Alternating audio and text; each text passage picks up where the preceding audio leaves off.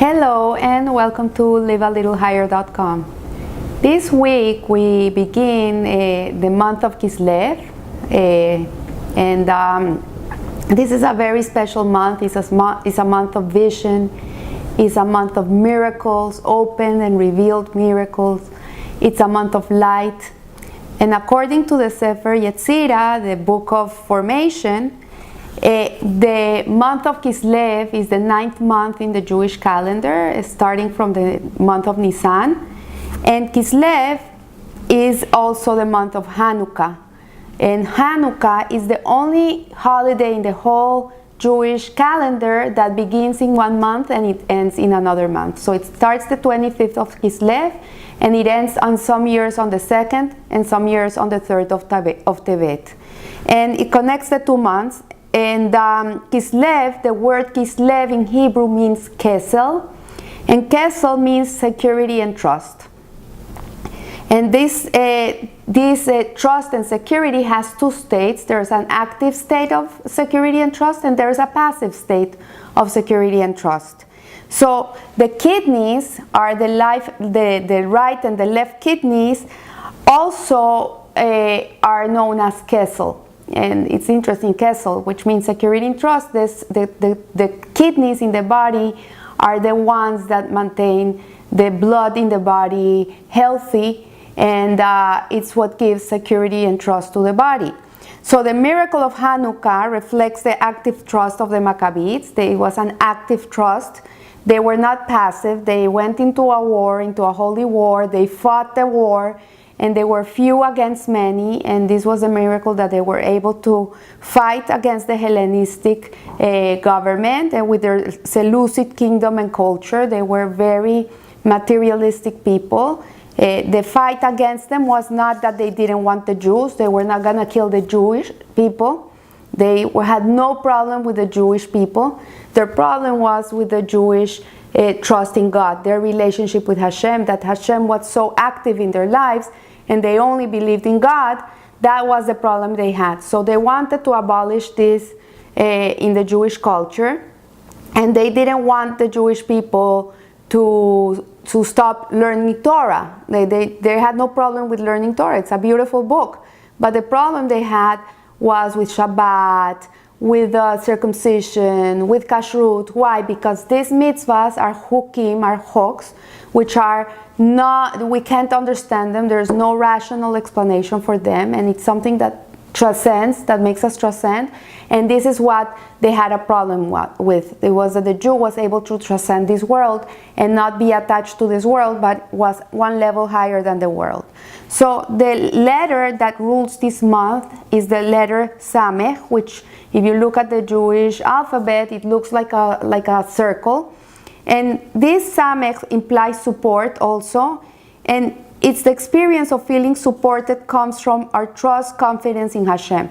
So when a person feels that he's tranquil, that he has no anxieties in this world, that he feels safe, it's because he has trust in God. When a person doesn't have trust in God, doesn't have emunah and bitachon, then his whole world is upside down. He can never really have peace of mind and peace of heart. So here, the story of Hanukkah this is what teaches us that the Maccabees, they had complete trust in God, and they could see a hashgacha pratis, they could see the divine interference of God in every little thing they did, and they saw how God guided them and took them to do what they had to do. So this letter, the Samech, represents God's omnipresence and universal providence, because it's like circular, and the circle represents something that never ends. It's infinite. And this is what Hashem is. Hashem is infinite. So this represents that sometimes in life, or always in life, we should aspire to have a connection with God in which we see the infinitude of Hashem. Like it has no beginning and no end. God was, He is, and He will be. And when we realize that our life is a continuous circle of Hashem's plan in this world, then we have nothing to fear. So this great circle In Hasidut, it explains that it represents Hashem, and it's the infinite light which reflects his right arm, which is embracing, and as we've learned before, the right represents Hesed, which is love and kindness. So from here we see that Hashem with his right arm embraces us and gives us support from beneath with infinite love. So Hashem has infinite love for us. Everything that happens to us comes from a place of love of God. It doesn't come from a place of anger or he wants to get back to us. This is not, even though sometimes it would seem that way, but in reality Hashem does it from a place of love and kindness because he knows that that's the best thing for us. And Deuteronomy says, and from beneath the arms of the universe. So from here we see that Hashem is always embracing us and always taking us with him. So the zodiac sign of the month of Kislev is the Keshet in Hebrew. In English we know it as Sagittarius. And this Keshet is known as the archer's bow or a rainbow. And we see that Sagittarius, the sign, is our archer's bow. And the Maccabees, this is how they fought. They fought with the archer's bow. This is the armament they had in those days. And it shows, again, the trust in God. And the tribe of Levi, which were the Maccabees, were the ones that fought this war. And actually, it's interesting because the art of archery is attributed to the tribe of Benjamin and not to the tribe of Levi. But Benjamin is the tribe that rules this month, not the tribe of Levi. And it's interesting because here we see that the Levi were the ones that sang praises in the temple. The Kohanim were the ones that made the work in the temple, and the Levites were the ones that sang in the temple. And they're not even counted amongst the tribes of the Jewish people. Like if you count the 12 tribes, you don't see the tribe of Levi. So the priests contain and reflect the spiritual source of each of the 12 tribes of Israel. So they're all contained in them. And specifically true in relation to the priesthood. And the tribe of Benjamin is interesting because it's in the land of Benjamin that the Beit HaMikdash was built. The first, the second, and God willing, the third Beit HaMikdash are built in Mount Moriah, which is part of the land of the tribe of Benjamin. And this relationship is compared to the relationship of a soul and a body. The soul is the priest, the Kohanim, and the body is Benjamin, which is the one that is an expert in the bow, in the arch bow. So they fight both a holy war. The body and the soul both are fighting a holy war all day. One is trying to be connected to Hashem, and the other one is trying to fight the war in the world, the materialistic war. So the archer's bow is a projection of the rainbow, which is a sign of the covenant that God made with Noah when he made the Mambul, the flood, and he destroyed the whole world. When the land was dry and Noah came out of his ark, Hashem promised him that he would never ever again destroy the world, and the rainbow is a sign of peace. So graphically, the rainbow and the arc bow are two semicircles. So if you look at a rainbow, it's like this, and an arc bow is also like this. When you put them together, they become one circle, which represents, again, we go back to the letter Samech. So Benjamin equals to Benjamin, Moses said, is the beloved of God before he died and he gave blessings to the tribes. This is how Moses portrayed him. And he, the Almighty, shall dwell trustfully over him. He hovers over him all day, and between his shoulders he rests. This is in Deuteronomy. So we see how God really takes care of the land of the tribe of Benjamin, and he dwells amongst his shoulders. So explicitly, we see how Benjamin symbolizes trust and rest. And this is the sense of this month. From all the tribes of Israel, Benjamin was the only one born in the land of Israel. When Jacob was coming to the land of Israel, Rachel, his beloved wife, was giving birth to Benjamin, and she passed away giving birth, just coming into the land of Israel. And And she said that I'm going to name him Benoni, which is the son of my sorrow. And immediately Jacob changed his name to Benjamin, which is the son of the south, or the son of the right hand of the Hesed, which alludes to the land of Mount Moriah.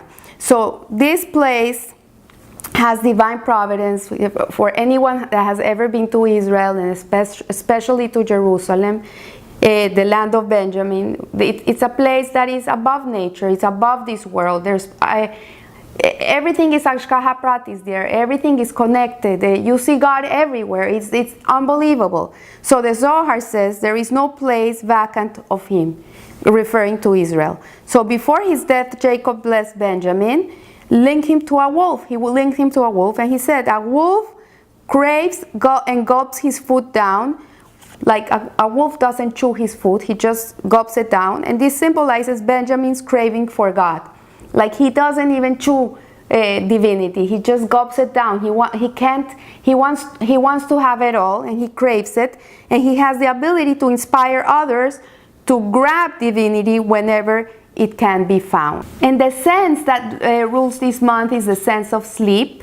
And sleep is, again, we go to that sense of tranquility and restfulness that comes from feeling trust and security in God. Like we go to sleep because we know Hashem is taking care of us. If we didn't know God is taking care of us, nobody would close their eyes. They would be all night awakened because they can't go to sleep. They don't trust. And also Hashem created sleep for one reason. He gave us sleep so we could close our eyes and go to sleep and have hope and know that tomorrow is a new day and it's a better day than today. So at the end of Leviticus, there's a blessing, and you shall dwell securely in your land, and I shall give peace in the land, and you shall lie down without fear. And Benjamin's talent with the bow, the ability to shoot and hit its target can be described as being almost asleep. You know, when a person is so proficient in something, is so professional, like a nurse, when she's giving shots or she's drawing blood, it's almost as if she's asleep. When she's so professional, it's so natural for her to do it that she just does it in a way that is like, it seems so simple. Like she doesn't have to even think about it.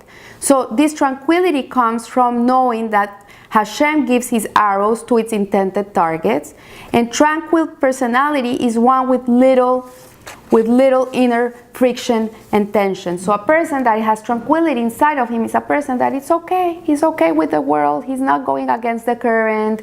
He doesn't have to prove anything to anybody. He knows Hashem runs the world. He knows he has to do his best. He knows he has to live up to the best he can live, but eventually nothing is in his hands. And this is a person that has the ability to have tranquility in his life. So the sense of sleep suggests the ability to release stress as one lies quietly confident in Hashem's support. And sleep is related to the dream state. And this is a month of dreams. This is a month in which people have dreams. They have things they're looking for. They have vision. I want to have a beautiful family, and hopefully they'll grow up, and one day I'll have them get married and have children, and I'll be a grandmother. This is what this month of Kislev is. It's a month in which the vision gets more in tune of what is really what we should be dreaming for in life, and gives us hope and makes us positive. So a good dream is a reflection of good thoughts. If a person has good dreams during the night, it's because his thoughts are good thoughts. If you are a person that all day have positivity inside of your head and you're always thinking good, then when you go to sleep at night, your dreams are gonna be good. When a person doesn't have such good thoughts, that's when you don't have good dreams.